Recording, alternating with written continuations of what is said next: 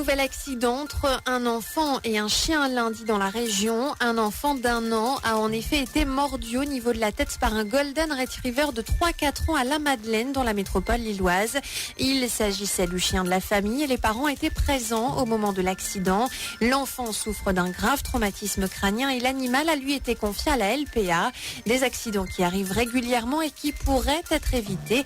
En effet, tous les professionnels le disent, il faut toujours être vigilant lorsqu'un enfant joue avec un chien, car leurs codes ne sont pas les mêmes et l'animal peut prendre des gestes anodins pour des attaques.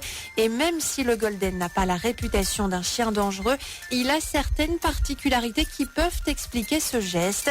Écoutez Eric de Bayancourt, comportementaliste pour chiens et éleveur de Golden Retriever à Aubert, près de la Bassée. Le Golden est de toute façon un rapporteur de gibier, donc au départ c'est un chien qui va rapporter, quelles que soient les choses qu'il a besoin de rapporter. Lui, il ne se fie pas forcément que ce soit un gibier ou un jouet.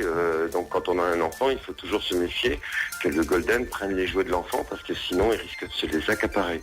Donc comme c'est un rapporteur, il a beaucoup plus de velléité à effectivement mordre. Parce qu'à partir du moment où il s'accapare le jouet, si l'enfant veut le récupérer, que le chien n'a pas été dressé pour ça, pour donner le jouet, pour le rendre, eh bien, il va s'accaparer le jouet et de ce fait-là, il va vouloir le garder.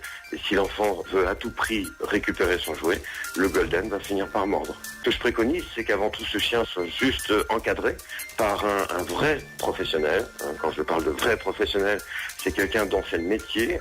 Mais bien souvent, en fait, les personnes qui achètent un chien ne sont pas forcément bien informées de ce contexte. Même si les parents sont présents, il ne faut pas penser que son chien fera d'une situation qui est nouvelle, comme eux peuvent le faire, ils vont s'adapter très vite, tandis que le chien, lui, va falloir le dresser quelque part pour qu'il s'adapte normalement à la situation d'un nouveau-né qui arrive, quoi. Sachez donc qu'il est fortement recommandé de faire appel à un comportementaliste lorsque votre chien est petit ou bien qu'il présente des problèmes de comportement.